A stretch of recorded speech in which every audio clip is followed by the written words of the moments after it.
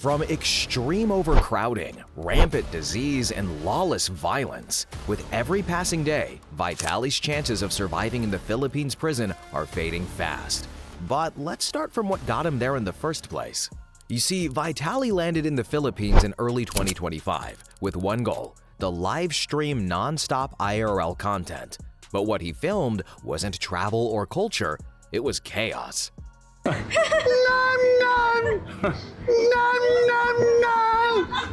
In his footage, he can be seen entering local malls, yelling at guards, mocking Filipino accents, Madam, I'm gonna f***ing rob you, and pointing cameras at children and elderly people without consent. He chased reactions, cornered shop owners, and shouted like a maniac in crowded public spaces.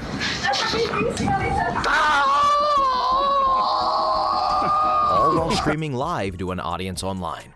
Then, on April 2nd, 2025, authorities stepped in. He was arrested and charged with unjust vexation, a criminal offense under Article 287 of the Revised Penal Code of the Philippines.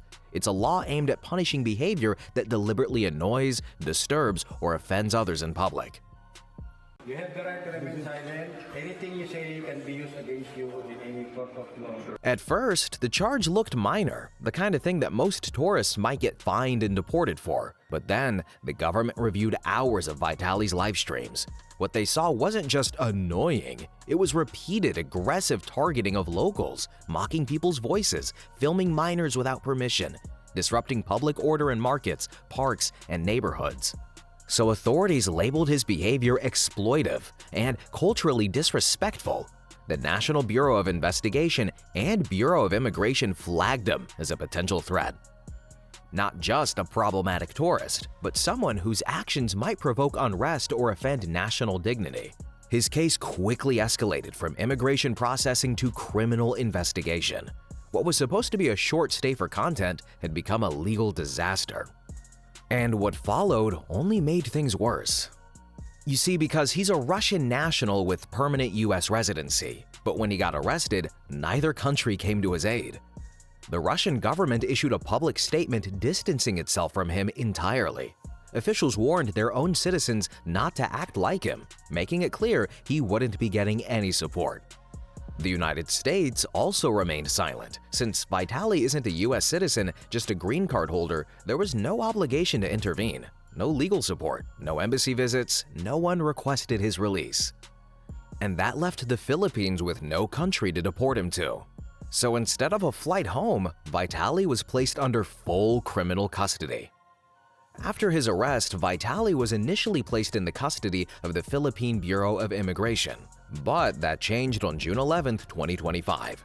Authorities officially transferred him to the Bureau of Jail Management and Penology, or BJMP, the same agency that oversees pre-trial detention for local criminal offenders.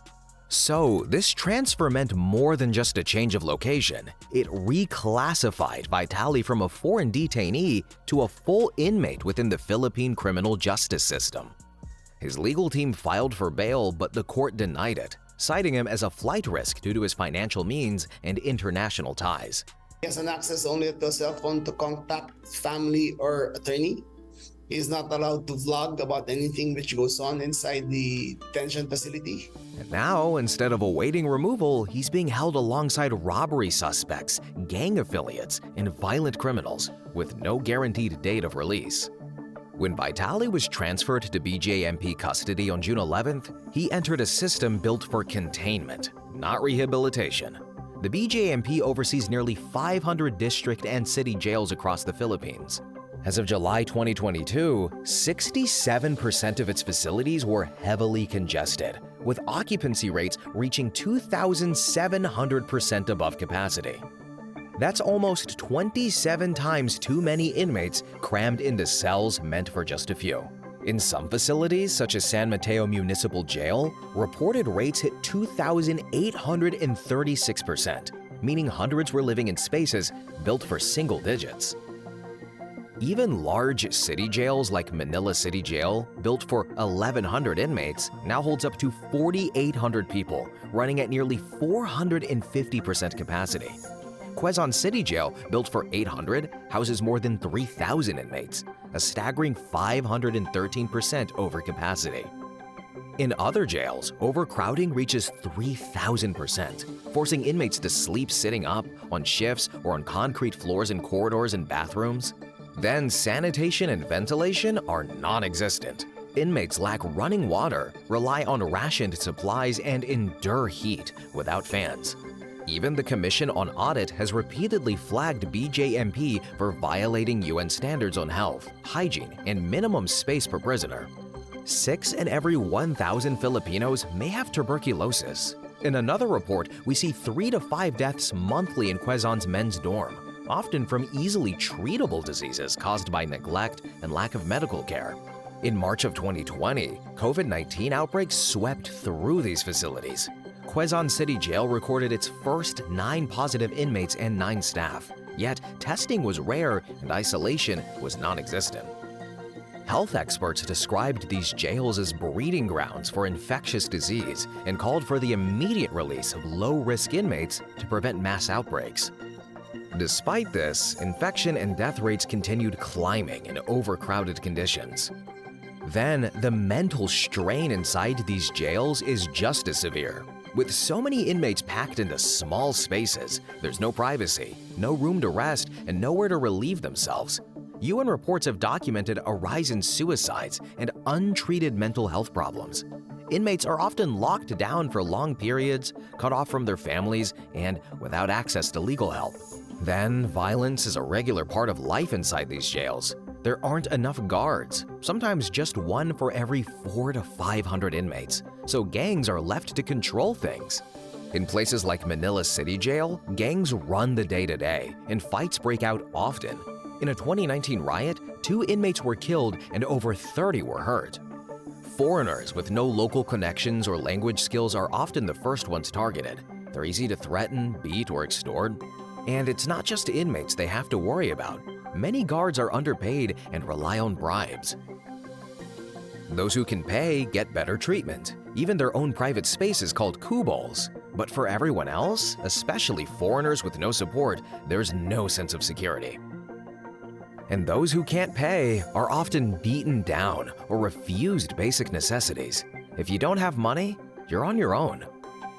UN agencies and NGOs like ICRC have repeatedly condemned BJMP conditions as humane, urging systemic reform and better healthcare.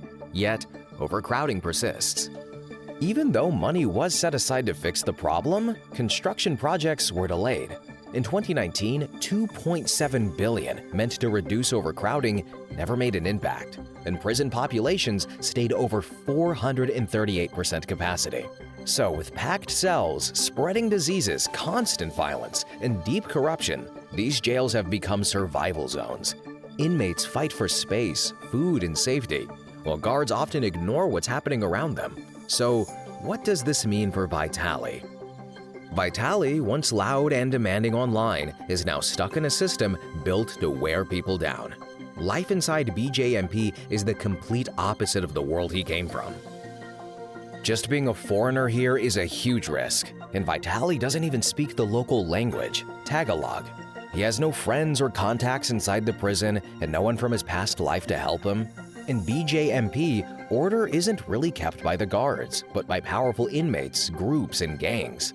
Without being a part of a group or without a cabal, like we mentioned a paid private cell that offers some safety, Vitaly is completely unprotected and an easy target for blackmails, beatings, or worse. On top of that, his online fame now puts a direct target on his back. Both guards and inmates have likely seen his live-streamed stunts, where he made fun of locals, disrespected Philippine culture, and broke rules just for views. So, for people who are proud of their culture, Vitaly's past actions are a deep personal insult.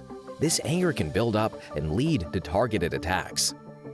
Filipino prisoners often show a strong dislike for anyone who has publicly mocked their people, especially if they are not from the country. In the tight, tense space of a crowded cell where small arguments can quickly turn violent, Vitaly's well-known bad behavior makes him a marked man.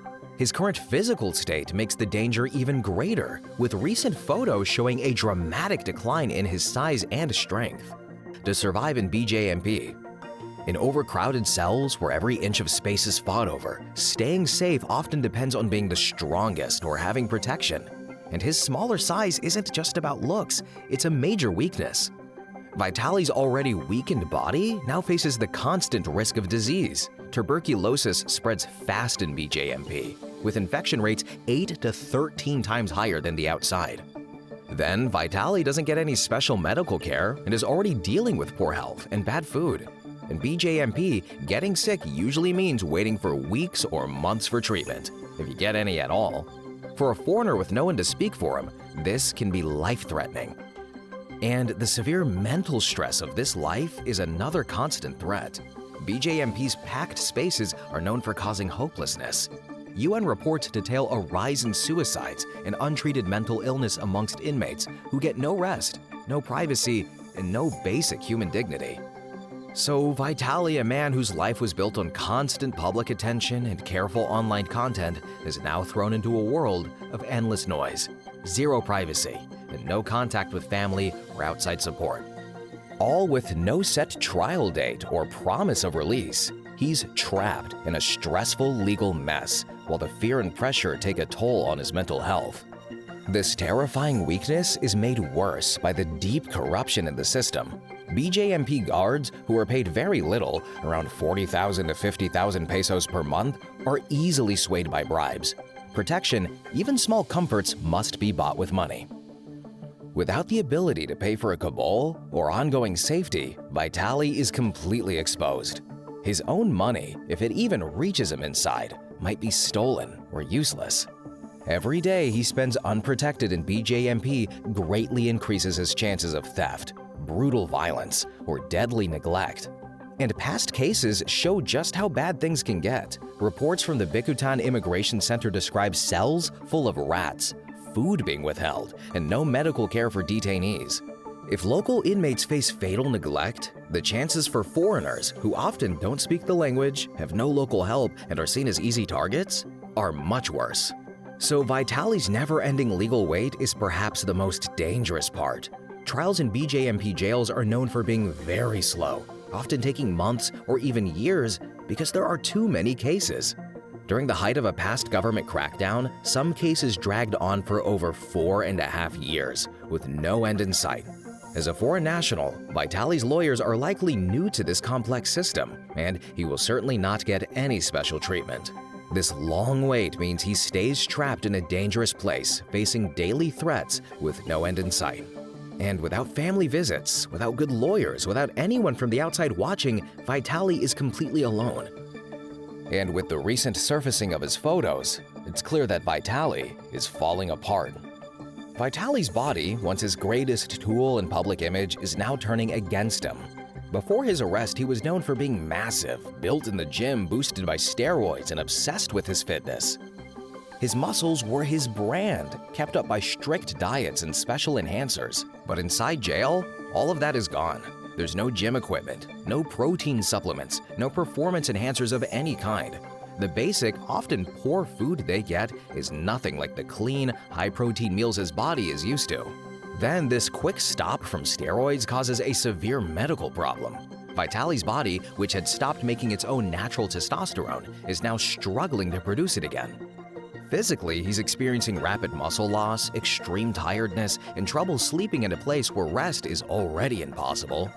But the problem isn't just his body. This steroid crash affects his mind just as hard.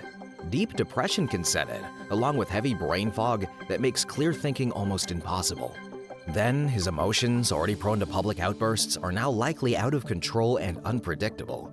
In a prison where weakness is always exploited, this is extremely dangerous. Those recent photos show a clear decline. His face is sunken, his body is much smaller, and he looks almost unrecognizable from before. He's not just shrinking, he's facing a serious medical and mental crisis, with no way to get the special care he needs to handle this sudden withdrawal. Now, Vitaly's journey has brought nothing but disappointment and chaos. Yet, from his downfall, one expected outcome may end up doing some good. In June 2025, a new law was put into place by the National Piracy Commission, NPC Circular 25-1. This rule now strictly punishes content creators for filming people in public without their permission. It directly targets the kind of disrespectful IRL content Vitaly specialized in. His widely publicized case, along with other controversial situations, including Johnny Somali's arrest and deportation from South Korea, directly pushed for this legislative change. And now, streamers operating in the Philippines must post clear signs, get explicit consent from anyone they film, and blur faces to protect privacy. And breaking these rules means facing serious criminal charges and civil lawsuits. And so, for more deep dives like this, hit subscribe and check out our next video. Thanks for watching.